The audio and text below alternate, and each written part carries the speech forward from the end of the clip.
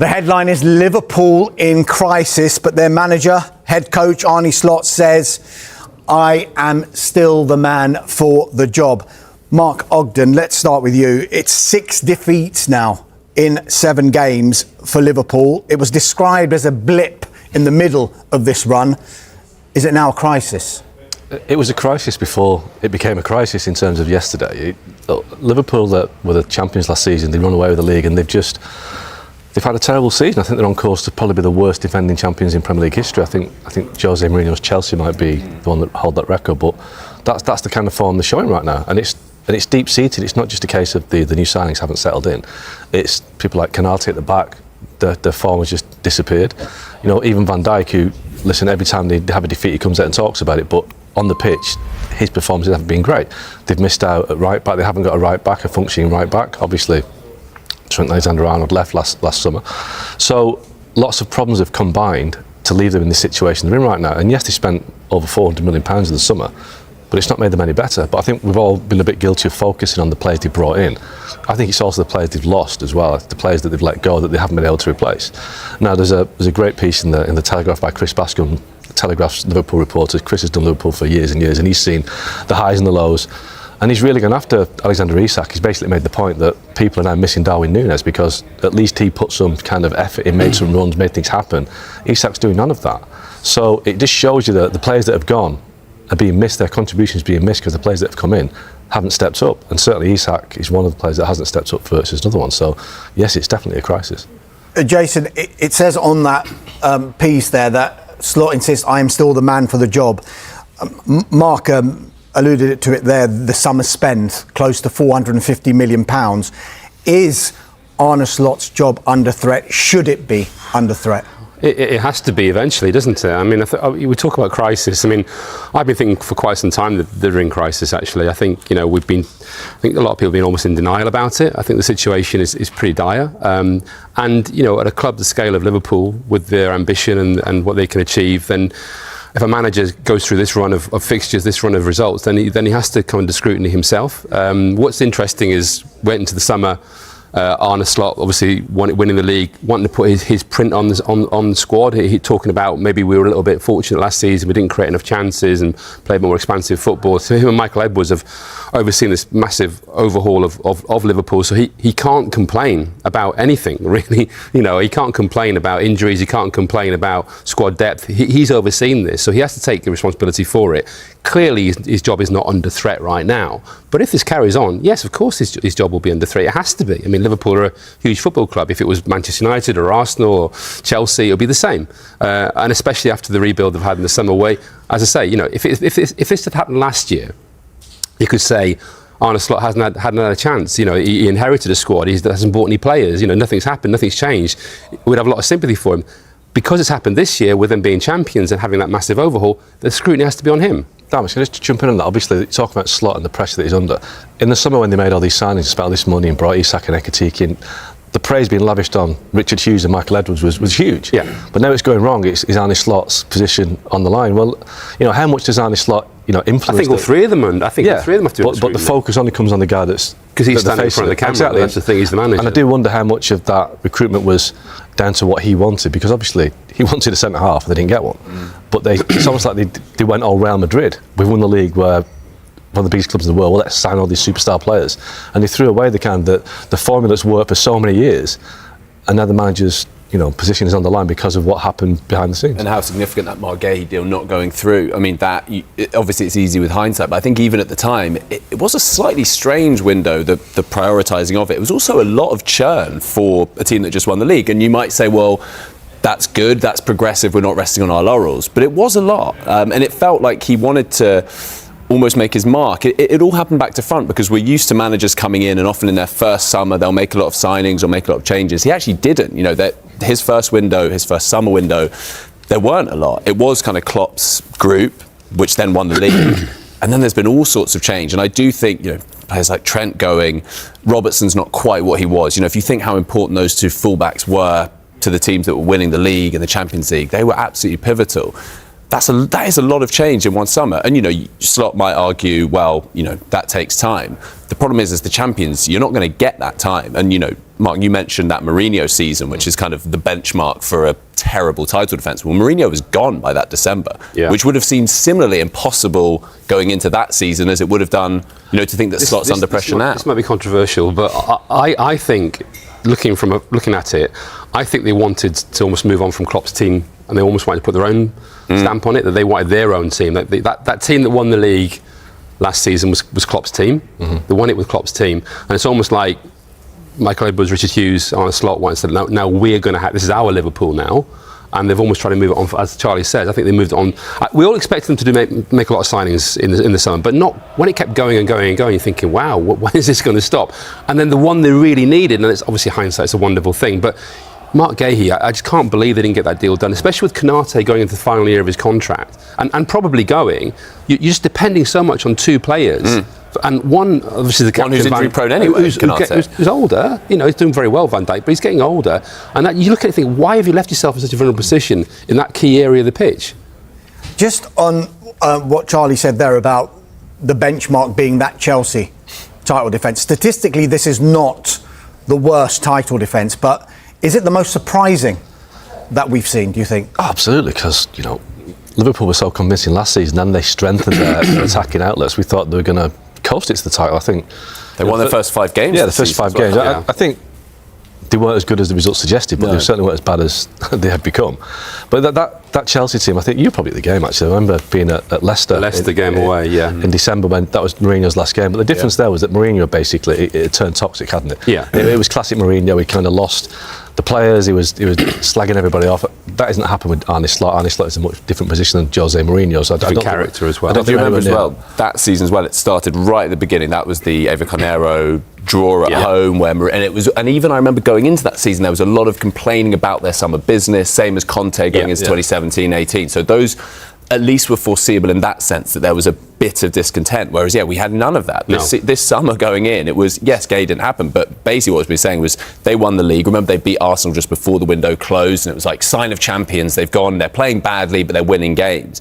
And that was really interesting. After those 5 games, everyone was kind of saying, they're winning every game, but they haven't really played well once this season. And either that's the sign of champions because they're going to kick into gear or it won't last. And what happens when they play well, or yes, it won't last and this is slightly papering over the cracks, and wow, it's been the latter. But I don't think anyone's thought it would unravel to this extent. Mark, you mentioned it before about the players that have come in, and are they completely to blame, or the players that are actually there at the moment? Andy Dunn, in his piece in the Daily Star on Sunday, summer spend a growing concern. He said, with just over 20 minutes remaining, £165 million worth of talent sat down and put its coat on. If Anfield wanted a snapshot of Liverpool's early season troubles, then they need not have looked any further than the sight of Isak and Kirkes walking to the dugout, their team stumbling to a 6th Premier League defeat of the season. And I think you mentioned it there before, when we're not used to seeing a title-winning team almost revolutionise rather than evolve. And it feels like it's been revolution rather than evolution in the summer, hasn't it? Yeah, look, you can actually see why they did it. Because obviously Trent was going, so they had to replace him at right back. They brought in Frimpong. Van Dijk and Salah, they gave new contracts to, but they're obviously players that have got probably their best days behind them. So there's a transition that needs to happen. They've just done it too quickly. They've done too much. 6 out, 6 in, and obviously we can't overlook the tragedy of Diogo Jota, because that is something that is hanging over Liverpool. Obviously this season, but they've just done too much, and I think it's led to a situation where Liverpool in the past have been not fortunate, because you make your own luck in recruitment, but most of their signings have done well. This time it goes to show that you might spend a lot of money, but they don't always work out. I mean, Man City at the start of their journey were fantastic in terms of buying the right players in. Man United, the other way, 10 years ago, post-Ferguson, spent a lot of money and made a lot of mistakes. Maybe Liverpool's luck has run out a little bit. Maybe they're making more mistakes. Kirkes doesn't look ready for Liverpool right now, but he looks great prospect at Bournemouth, but he's not made the step up. Frimpong, when he's been fit, which is not very often, hasn't looked able to defend. So Ekitike has been great, but then Isak hasn't been great. Wirtz has looked well out of his depth. So maybe they've made the wrong signings. Maybe what's happened at Liverpool is they spent a lot of money and they're not getting the money's worth out of it, and they might not do, because these players might not ultimately succeed. Jason, I just want to look at Rory Smith's piece in The Observer, because just picking up on what Mark said there, he says, look, Slot's attempts to change the way his team plays have failed to such an extent that they've now, it would seem, forgotten even how to make the tried and trusted shape that delivered success last season. Are they in that awkward falling in between two kinds of systems, with the players that he trusted last season to the ones that he believes in and spent so much money on in the summer? Yeah, I think that's a fair point. And I think it's more that it's Klopp's team, as I say. I think it's Klopp's team that he inherited. It's that kind of classic, if it ain't broke, don't try and fix it sort of approach. And he got a lot of credit for that, almost like this sort of gentle hand on the tiller, and that worked a lot. But it was quite interesting at the end of that last season that he was talking about how lucky he thought they were in a way. They were winning games, weren't creating enough chances. He wanted more attacking and open football. But to transition quite so quickly, and you talk, say for example, the fullbacks, Frimpong and Kirkes, two attacking fullbacks, effectively wingers, really. Yeah. You brought in two attacking fullbacks. Why not just the one? And obviously Frimpong was brought in as cover for Salah as well. But now they're talking about maybe signing another forward player. And you're thinking, well, hang on a minute, didn't you spend enough on the forward players? I think you signed Ekitike or Isak. You don't buy them both, and I think at one point they should have just walked away from that. So I almost felt like they were flexing their muscle and were obviously enjoying doing that over the summer. And I think the desire to get their own stamp on it, as I say, kind of overrode the kind of reality of like, well, hang on a minute, maybe we're losing identity. The best performances they put in this season have been with the last season's team. Let's be honest, that they've been the best performances, and that says something. You've got a very strong group of players there who are probably also wondering what's going on. They're probably wondering why we're changing quite so quickly, and that's caused a bit of instability as well. So you've got these two centre-halves, and look at it from, I'm not a coach, but you've got these two centre-halves, Konate and Van Dijk, and two flying full-backs, and you just leave them exposed all the time. It's like, from the very first game of the season. Isn't it kind of obvious? Remember they beat Bournemouth? I was there. Yeah, and it was... You're looking at it thinking like, you're flying forward, there's so much space in behind, Semenyo's running in behind every time, you're thinking like, I'm not a coach. Yeah, I'm not a coach, but I can see that. I do think another really interesting element to this is the Salah of it all, because I've long felt there will come a point where Salah becomes an almost Cristiano Ronaldo-like problem for Liverpool, because there is always going to come a point at which he stops scoring every game. And when he does stop scoring every game, you're left with a superstar player who isn't going to track back. He's not going to do any of that stuff, but that's fine as long as he's, as long as he's got this incredible output and they've got the structure and all of that. I feel like we're kind of at that point. And what do you do as a manager? You're then in a really hard position, because if you don't play him or take him off, it becomes this massive story. But is that the best for the team? There might be an outball for Slot, because the African Nations is coming up next week. Salah will go, and he's probably gone on for a month, and that could really help. That could be the moment that actually changes Liverpool's season, because all of a sudden Isak, Ekitike, Wirtz, it's on them then. They can't suddenly look to Salah as the talisman. I agree with that. I think they've almost got to make it Wirtz's team now. Yeah. It looks like we've got to move from Salah's team to Wirtz's team. If you bought this player for all this money in that role, and they haven't used him properly yet, have they? And obviously, it's going to take. I think, to be fair to him in particular, actually, I think it will take a little bit of time. Yeah. And I think people are very quick to judge. We're all guilty of that. But I think with him in particular, if you're going to buy him, you've got to build it around him. They haven't done that, because they're still Mohamed Salah's team, aren't they? Want to talk more about Liverpool if I can, and the question that came in, which again has kind of, looking at social media, there are a lot of people saying the same thing, that there are other clubs up and down the leagues who, if they go on a run like Liverpool are going on, the fans sometimes are jamming phone lines, Ash, and saying it's time to change the gaffer. Yeah, it's a difficult one, because he's got a bit of grace, because he won the league last year. I mentioned earlier in the show, that the passing of Diego Jota, rest in peace, and how much that's affected the squad and him as well as the manager. You've got to factor all these things into it. But what we do know is the team aren't performing.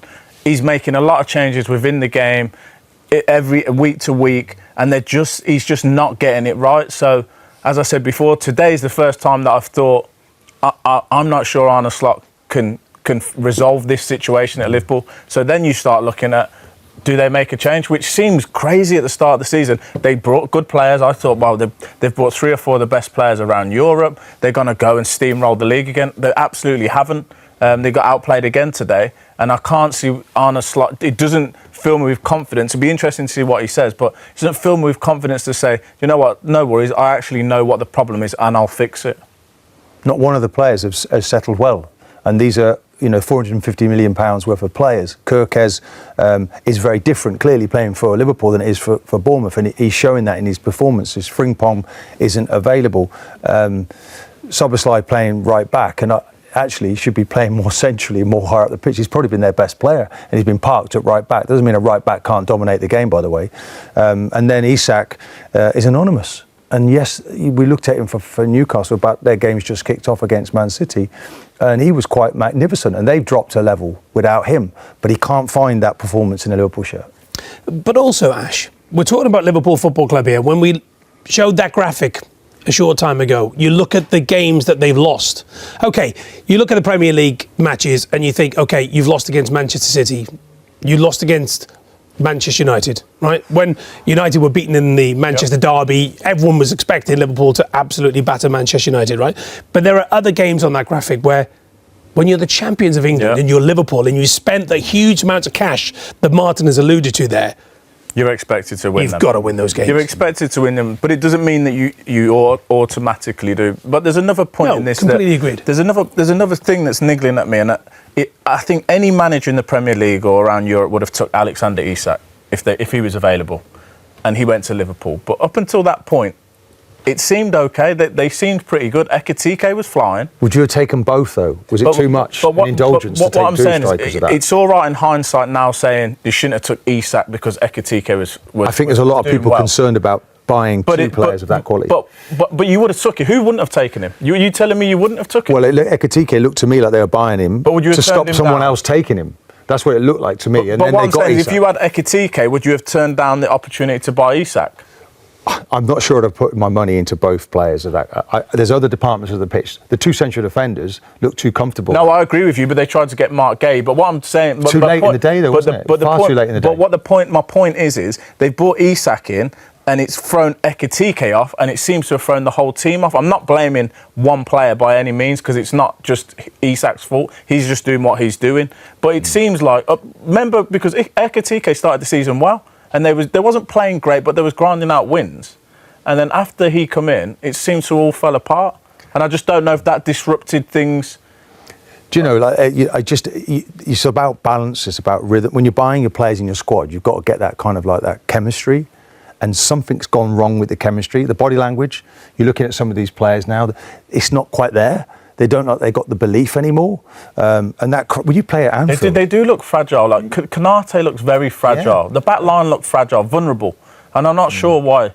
Are they not pressing hard enough and there's a lot of balls coming? Look at the tactics that Pep Guardiola employed against Liverpool at the Etihad. I mean, putting Jeremy Doku up against Konate when Doku goes inside and sticks it top. It's a mismatch. Yeah, and again, and it's not one player's fault. It's not Isak's fault. It's not Wirtz's fault. It's not any. But Konate hasn't been great this season, and if you've got a player, you would probably. It happens, you know. We've all been there where you're not in form, and you know a team's targeting you. But 6 defeats from 7 does not happen at these successful clubs. It doesn't happen, and it just shows you how brittle confidence is, because you could just fall off a cliff, and that's what they've done. And now it's becoming a habit, losing games of football. They've got to turn that round. Where are the leaders now in that group? Because obviously a lot falls on the manager, but the individual players need to pull this together to start turning it around. Yeah. We end by saying well done, Forest. Correct. Absolutely. Yeah. The future of Ethan Nwanery's potential loan move is suddenly uncertain, as Arsenal remain wary of repeating past setbacks caused by injuries. According to recent reports, the club is open to sending the young midfielder out on loan this winter, but the idea raises immediate questions. Nwanery has become the talk of the moment after a report from the Daily Mail suggested that Arsenal are considering a temporary move for the 18-year-old. Despite his limited minutes this season, the thought of letting him leave, even temporarily, comes with significant doubts. Back in October, Mikel Arteta publicly insisted that Nwanery would have plenty of opportunities to play, pointing to the fact that the teenager had already been called upon when Martin Odegaard was injured. "I don't know, but I don't work with expectations," Arteta said at the time. "I work with what the players can give in the context of where the team is at that moment." Ethan played 2 Premier League matches early on because Martin was out. He's played in other competitions and he'll play more. Yet the reality has been very different. Nwanery has logged fewer than 500 minutes this season, appearing in just 5 of Arsenal's 11 Premier League games, none of them as a starter. His only starts came in the 2 EFL Cup wins over Port Vale and Brighton, and in the 3-0 Champions League victory against Slavia Prague. The arrival of Ebereki Eze and the promotion of Max Daumann have tightened competition even further. And despite injuries to Odegaard, Bukayo Saka, and Noni Madueke, Nwaneri's pathway has only narrowed. It's easy to forget how young he still is. At 18, and having first debuted at just 15, like Daumann, these are formative years where consistent playing time is crucial. The busy festive period could open that door, but with Odegaard, Madueke, and Kai Havertz all nearing their returns, there's a real chance Nwaneri could slide even further down the pecking order. This is why a January loan sounds logical on paper, but it also sets off alarm bells. Arsenal's season has already been shaped by injuries for the second year in a row, and squad depth has never felt more essential. A single setback among the attacking players over the holiday fixture run could thrust Nwaneri back into an important role almost overnight. The more sensible approach may be to reassess in the summer, once the squad naturally reshapes and the club have a clearer picture of their needs heading into 2025. Only then would a loan feel more secure, ensuring Nwaneri actually gets the minutes he needs rather than risking another stalled development. Even then, nothing is guaranteed. Supporters will remember Serge Gnabry's loan to West Brom, intended to push him closer to first-team football, but ultimately a move that derailed his progress before he rebuilt his career in Germany. Arsenal's recent history with loans has been mixed at best, and too often unsuccessful. For now, the club must weigh the immediate needs of the squad against the long-term growth of one of their brightest prospects. Whether a loan becomes the right option, or another cautionary tale, remains to be seen. But the complexity of Nwaneri's situation extends beyond simply playing time and squad depth. Inside the club, there is an ongoing debate about how quickly young talents should be exposed to the pressures of elite-level football. Some staff members argue that Nwaneri's technical level is already above many players his age and that keeping him close to Arteta's structure will accelerate his development. Others believe that without consistent starts, and without a clear pathway to earn them, his progress could plateau. The uncertainty has also stirred conversation among supporters and pundits. Several former Arsenal players have expressed concern that the club may be repeating old patterns, where promising youngsters become trapped between first-team aspirations and inconsistent minutes. Others, however, believe the club is being careful for the right reasons, protecting a player who still needs physical development before facing the demands of weekly Premier League battles. This internal and external pressure has placed added scrutiny on Arteta's handling of young talents this season. While he has been praised for trusting academy graduates in the past, the balance has become harder to maintain now that Arsenal are competing on multiple fronts and aiming for silverware. Every decision carries weight. Resting senior players risks losing points, while overusing inexperienced teenagers risks injury or decline in confidence. There is also the broader question of what kind of loan would actually benefit Nwaneri, should the club eventually decide to pursue one. A move to a Premier League side fighting relegation could offer minutes, but expose him to a demanding environment that prioritizes survival over development. A championship loan, on the other hand, might provide consistent matches, but at the cost of adjusting to a more physical style that does not always align with Arsenal's tactical identity. European options have been mentioned as well, though not confirmed. The possibility of joining a club in the Netherlands or Germany, leagues known for nurturing young talent, has been discussed quietly among observers. Yet Arsenal are hesitant, given how unpredictable such moves can be and how often they fail to produce the expected results. Meanwhile, Nwaneri himself remains focused and professional, according to those around the training ground. He is said to be eager for opportunities, but not frustrated or discouraged. The coaching staff admire his attitude, which only complicates the decision further. He is doing everything right, and still his future remains uncertain. As Arsenal approach the January window, the club finds itself at a crossroads. The next few weeks will likely be decisive, not just for Nwaneri's short-term career, but for how Arsenal choose to manage their most gifted prospects in an era of high expectations and relentless schedules. Any decision made now will be examined closely, not only because of what it means for Nwaneri, but because it will signal how the club intends to balance ambition with development as they move into the next phase of Arteta's project. Arsenal now face a difficult setback. Piero Hincapié may have to step into the North London derby under less than ideal circumstances after Gabriel's injury blow. The club is hoping that Hincapié's long late return trip to North London won't affect his readiness to replace Gabriel against Tottenham, because losing the Brazilian for such a crucial match is a major hit to Mikel Arteta's plans. Arsenal have already been forced to cope with key absences at various stages of the season, but Gabriel missing the derby presents a challenge of a very different magnitude. Naturally, the focus shifts to who will fill the gap on the left side of Arsenal's defence, and for many, the most logical answer is Piero Hincapié. The summer signing impressed during his only start for the club so far, an outstanding display at left centre-back in the League Cup win over Brighton. That night, he partnered with Christian Mosquera, who is also an option for Arteta on Sunday. One possible configuration would see William Saliba move to the left, with Mosquera taking his place on the right, depending on how heavily Hincapié's international travel weighs on Arteta's decision. And that travel is far from insignificant. The Ecuadorian defender is currently away with his national team. He captained Ecuador during their 0-0 draw with Canada, helping secure the clean sheet. But the real concern comes with his final international fixture. Ecuador face New Zealand in New Jersey in the early hours of Wednesday morning, UK time. The match kicks off at 1:30 a.m. and is expected to finish around 4 a.m. Only after that will Hincapié board his flight back to England, meaning he won't arrive in London until Wednesday afternoon at the earliest. From there, he will have just a handful of days to recover, settle back in, and prepare for one of the most intense fixtures of the season.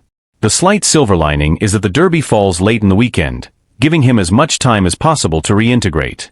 Still, the timing of his return is far from ideal and adds yet another layer of uncertainty to Arsenal's defensive preparations ahead of a match that could define their momentum for weeks to come. Beyond the logistical headache, Arteta and his staff must also consider the physical and tactical demands that a North London derby imposes. It is not the sort of match where a defender can arrive underprepared, particularly against a Tottenham side that has looked sharp in attack this season. Any hesitation, any lapse in intensity caused by travel fatigue, could be costly. Inside Arsenal, there is a quiet concern that the club may once again be walking a tightrope with its defensive depth. Over the past 2 seasons, injuries at the back have forced Arteta into uncomfortable choices, and Gabriel's setback reopens a conversation that the club hoped was behind them.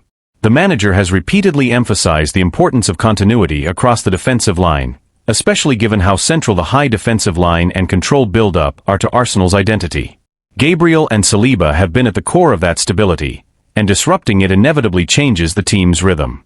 Analysts close to the club have noted that Hincapié's profile fits the role well, confident under pressure, quick across the ground, and capable of progressing the ball with either foot. However, they also caution that he is still adapting to the Premier League's pace and physicality. Throwing him straight into a derby environment may accelerate his integration, but it also carries risk. Supporters have expressed mixed reactions as well. Many are eager to see Hincapié given a real opportunity, believing his style suits Arsenal's long-term plans. Others worry that asking him to deliver immediately, under difficult circumstances, could place unnecessary pressure on a player still in the early stages of adjusting to English football.